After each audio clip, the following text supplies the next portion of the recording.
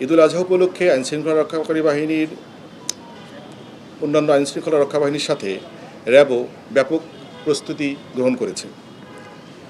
তাদের নিজস্ব দায়িত্বপূর্ণ এলাকায় রোবাস্ট পেট্রোলিং পরিচালনা করছে। এছাড়া ঝুঁকিপূর্ণ এবং গুরুত্বপূর্ণ এলাকাসমূহে নিরাপত্তা নিশ্চিত করতে টহল টিমগুলো কাজ করছে।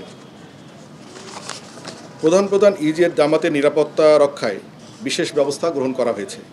গুরুত্বপূর্ণ স্থানে মোবাইল চেকপোস্ট স্থাপনের মাধ্যমে তল্লাশি কার্যক্রম পরিচালনা করা হচ্ছে এবং দেশব্যাপী বিভিন্ন জায়গায় অন্যান্য আইনশৃঙ্খলা রক্ষাকারী বাহিনীর সাথে সমন্বয় করে চেকপোস্ট স্থাপন করে তল্লাশির মাধ্যমে নিরাপত্তা ব্যবস্থা জোরদার করা হয়েছে।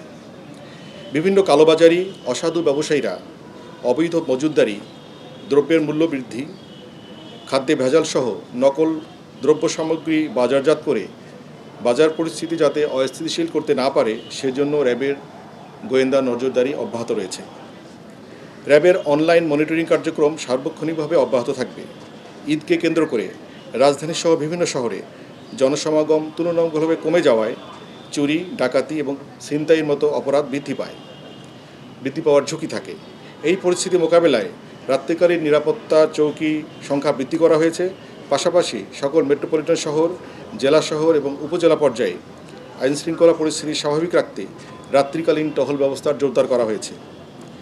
কোরবানির পশুর হাটে ক্রেতাদের ভোগান্তি রোধে বিভিন্ন র্যাবের নজরদারি অব্যাহত রয়েছে।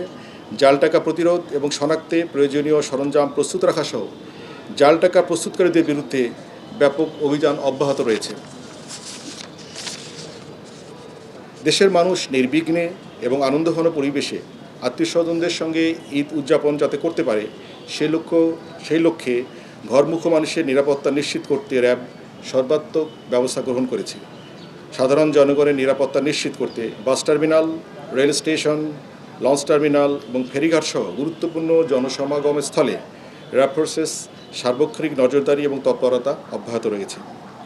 কোরবানির পশুবাহী যানবাহন জন্য জোরপূর্বক কেউ কোনো নির্দিষ্ট হাটে নিয়ে যেতে না পারে, বাধ্য করতে না পারে সে বিষয়ে বিশেষ কার্যক্রম অব্যাহত রয়েছে। পাশাপাশি সামাজিক যোগাযোগ মাধ্যমে ঈদ এবং কোরবানিকে নিয়ে যেন কেউ কোনো গুজব বা বিভ্রান্তিকর পোস্ট করতে না পারে সে ব্যাপারে র্যাবের গোয়েন্দা কার্যক্রম অব্যাহত রয়েছে এবং তাদের বিরুদ্ধে প্রয়োজনীয় আইনানুগ ব্যবস্থা গ্রহণের কার্যক্রম অব্যাহত থাকবে।